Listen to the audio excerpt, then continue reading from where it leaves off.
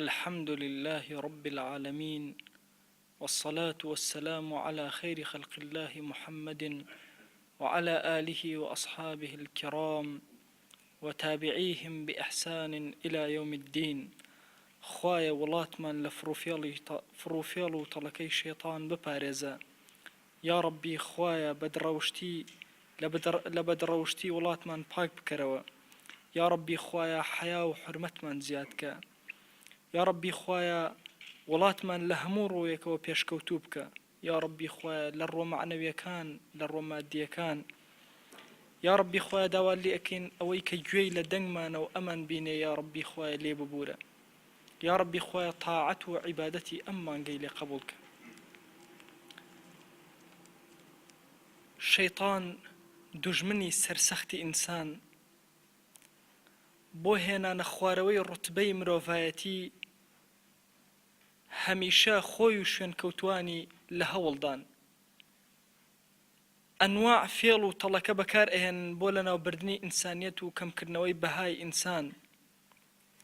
بزانە ئەفەرمێ خوای گەورە لە قورئانە ئەو مەشهەدەمان بۆ ئەگێڕێتەوە ئەفەرمێ کاتێک کە شەیطان دەرکرا لەناو دۆزەخ لەناو بەهەشتا وتی قال فبما أغويتني لأقعدن لهم صراطك المستقيم. خوایە بەو شێوازەی کە منت تووشی گومڕایی کرد عهد ئەکا شەیطان کە ئەبێ لەسەر ڕێگەکەیان دابنیشم ڕێگەی ڕاست و ئیسلام. ثم لآتينهم من بين أيديهم ومن خلفهم. لبردميانەوە و لە پشتیانەوە هێرشیان بۆ ئەهێنم. وعن أيمانهم وعن شمائلهم. لەلای ڕاست و لەلای چەپیانەوە هێرشیان بۆ ئەهێنم. ولا تجد أكثرهم شاكرين. زۆر کەم لەوانە ئەبینی شاکر بن شکرانە بژێری تۆ ناکەن لە ڕێیان لا ئەدەم. حەکەمی کوڕی عوتەیبە ڕەزا و ڕەحمەتی خوای لێبێ ئەفەرمێ من بين أيديهم يعني لە دنیایانەوە هێرشیان بۆ ئەهێنم. ومن خلفهم يعني لە ئاخرەتیانەوە ساردیان ئەکەمەوە لە کاروباری ئاخرەت هێرشیان بۆ ئەهێنم. وعن أيمانهم ئەفەرمێ لە ڕووی چاکەکاریەوە چاکانیان لە پێش چاو ناشرینەکەم. وعن شمائلهم سيئات و خراپەیان لە پێش چاو جوانەکەم. ئەڵێ شەیطان ئەلەم ڕوانەوە لە هەموو ڕوویەکەوە هێرش ئەهێنێ. دەی بزانە کە شەیطان دوژمنی سەرسەختە لە هەموو لایەکەوە هێرشت بۆ ئەهێنێ. إن الشيطان لكم عدو فاتخذوه عدوا. شەیطان بۆ ئێوە دوژمنە ئێوەش بە دوژمنی بگرن. شەیطان چەندین حیلە و فێڵی هەیە بەکاریان ئەهێنێ بۆ گومڕاکردنی بەنی ئادەم. یەکێک لەوانە بریتیە لە جوانکاری تاوانەکان شەیطان لە پێش چاوی ئێمە جوانی ئەکا. بزانە ئەفەرمێ خوای گەورە لە قورئانە لەسەر زمانی شەیطان ئەفەرمێ لأزينن لهم في الأرض ولأغوينهم أجمعين. لسر زوي ئەوەی کەوا ئەو کردەوانەی جێبەجێەکەن بۆیان جوانەکەم و هەر هەمویان بە گومڕاییدا ئەبم. بزانە چیت بۆ ئەکا ئەو شتەی کە نەفعی بۆ تۆ نییە کە خراپەیە بۆ تۆ دێ ئەو شتە لە پێشتاوی تۆ جوانەکە. ئەو شتەی کەوا بۆ تۆ نەفعی هەیە و هات لێ ئەکا کە تۆ لێی دوورکەویتەوە نزیکی نەکەویتەوە. بزانە بەندایەتی بۆ غەیری خوا چەند شتێکی ناشیرینە کە ئینسان مشکێک بپەرستێ ئافرەتێک بپەرستێ بەردێک دارێک مرۆڤێکی هاوشێوەی خۆی بپەرستێ چەند ئەمە لە بەهای ئینسانیەت کەم ئەکاتەوە. بەڵام شەیطان لە پێش چاوەکان جوانی ئەکا وهای لێدێ خەڵکێک ئەبینی کەوا بەندایەتی مشک ئەکات خەڵکێک ئەبینی عەبدایەتی غەیری خوا ئەکا. اینجا بزانە غەیبەتکردن چەند شتێکی ناشیرینە کە کەسێک خۆی لێرە وجودی نییە خوا جەلە جەلالوهو بە مردوو بە برایەکی مردووی خۆت ناوی ئەهێنێ ئەمما تۆ هەمیشە ئەم کارە دووبارە و چەند بارە ئەەکەیتەوە بۆتە بەروبووم یان بۆتە میوەیەکی جوان ئێمە لە هەموو مەجلیسێکمانە بەکاری ئەهێنین. ئەمە شەیطان لای ئێمە کردی بە میوە. شەیطان لای ئێمە جوانکاری تیا کرد تا ئێمە وەهامان لێبێت عیشێک ژیانێکی خۆمان بە غەیبەتەوە سەرفکەین. بیرکەرەوە چەندێک لە کاتی خۆت ڕۆژانە تۆ لە غەیبەتا سەرفەکەی یا گوێی لێ ئەگری یا خۆت ئەیڵێ. غەیری ئەمە دیقەت بدە نەزەر و سیرکردنی ئافرەت لە حەقیقەتی خۆیان چەند قەبیح و ناشیرینە. چونکە تۆ خاوەنی شەرەفی، کە خاوەنی کەسایەتێکی کە یان خوشک یان دایک یان خزمێکت هەر هەیە، بۆ هەر کەسێکیش بنواڕی بزانە کە ئەوەش خزمی کەسێکە، خوشک و دایکی کەسێکە. چەند ناشیرینە ئینسان حرمەتی خۆی نەگرێ، حرمەتی ماڵی خۆی نەگرێ، چاوەکانی تەجاوزکە بۆ سەر حرمەتی خەڵکی و بۆ سەر شەرەفی خەڵکی. ئەمما شەیطان جوانی ئەکا لە پێش چاوت. یەکێکتر لەوانەی کە شەیطان بەردەوام جوانی ئەکا لە پێش چاوت ئەوەیە کە ناوەکانت لێ جوانەکە. زۆر کات ناوەکان شەیطان ناوی خراپەکانت لێ ئەگۆڕێ. وإن الشياطين لا يوحون إلى أوليائهم ليجادلوكم.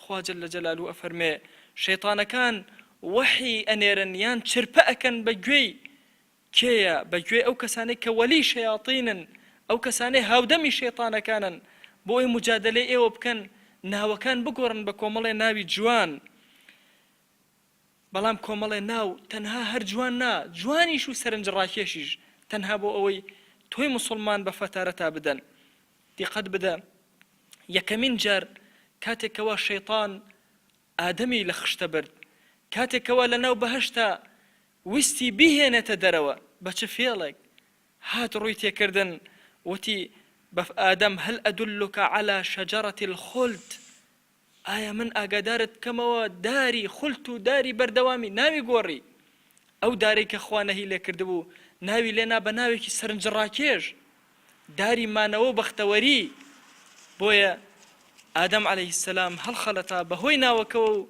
لو داري خواردو لبهج دركرا إنجا سيري أم زمنك بالربا أو تري فايدة ناويك لبيش تاوي تو جوانا كري دلد بلايا وجوان أبي كاتك كوا الشيطان للاي تو جواني أكا بتبرج سفور بروتي أفرتان بي أو تري حريتو سربخويي تێکەڵبوونی نێر و مێ لە فەرمانگە و خوێندنگاکاندا پێ ئەوترێت تەقەدم و پێشکەوتن و شارستانیەت لە حاڵەتێکە شارستانیەت پێچەوانەی ئەمەیە.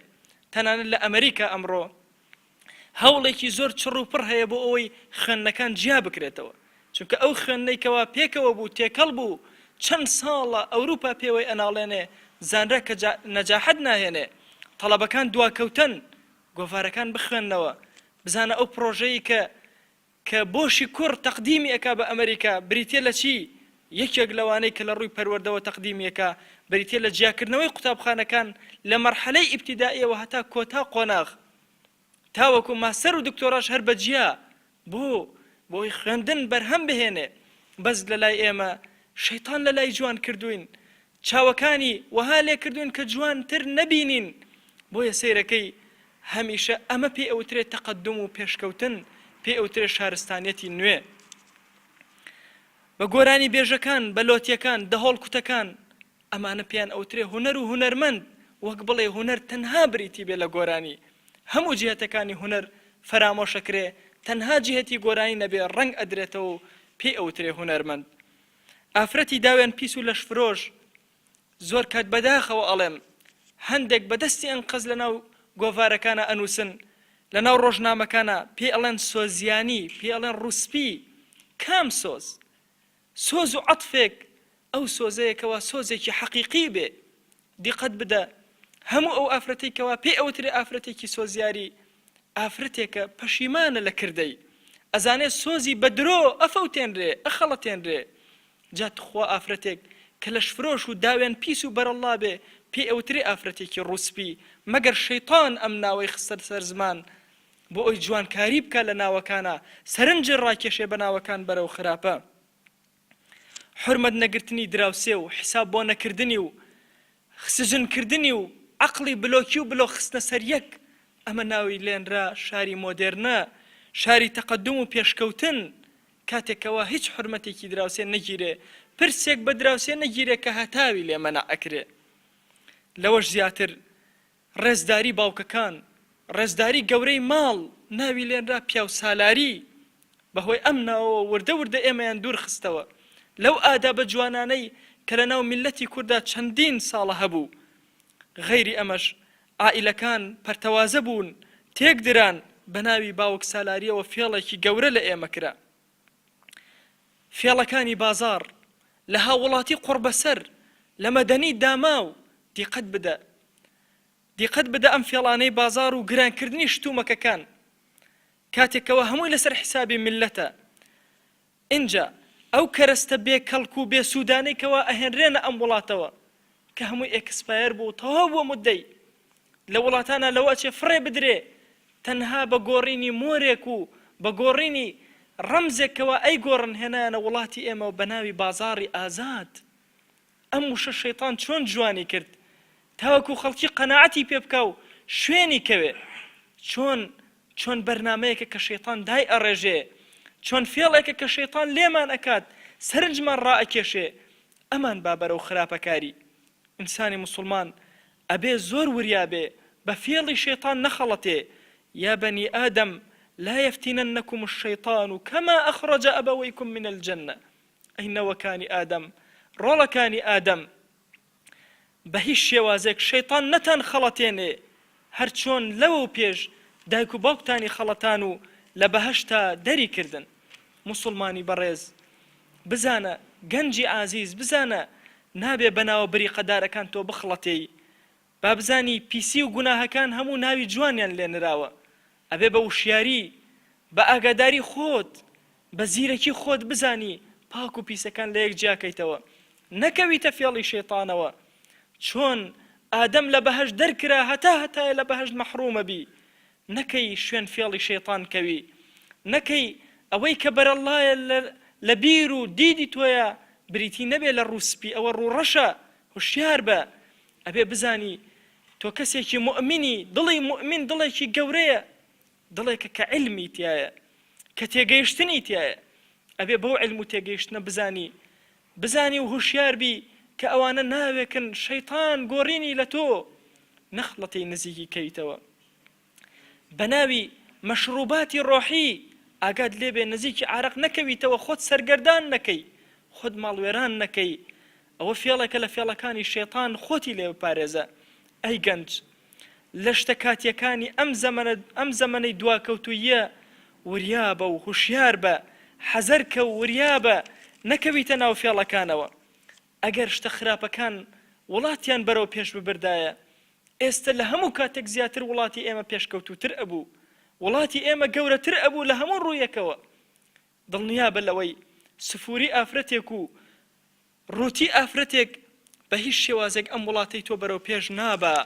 و بزانە ئەو کارانەی کەوە ئینسانیت ئەهێنە خوارەوە لە داوێن پیسی، لە نزیککەوتنەوە لە مەشروبات، لە جگەرە خواردن و تا کۆتایی هیچ کاتێک و هیچ ساتێک نییە تۆ بەرەو گەورەی ببە، بەڵکو بەرەو داڕمان ئەتبا، بەرەو بچووکی ئەتباتەوە. هوشیار بە لە هەموو ژیاندا پاک بە، لەگەڵ پاکدا بژی، بۆ پاک بژی بە پاکەوە بمری. شەیطان نەتخەڵەتێنێ. هوشیار و ئاگادار بە شەیطان فێڵت لێ نەکا، سەر لێ نەشێوێنێ. تەنها سەیری ناو مەکە، ناوەڕۆک ببینە.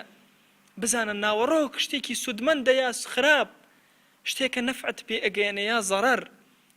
ئاگەر لە داوەکانی شەیطان بێ، ئاگەر لە فێڵەکانی شەیطان بێ، خۆت بپارێزە، خوا هەموو لایەکمان بپارێزێ. تا بەرنامەیەکتر هەر شاد و سەرکەوتوو بن. وەسسەلامو عەلەیکوم وەڕەحمەتوڵڵاه.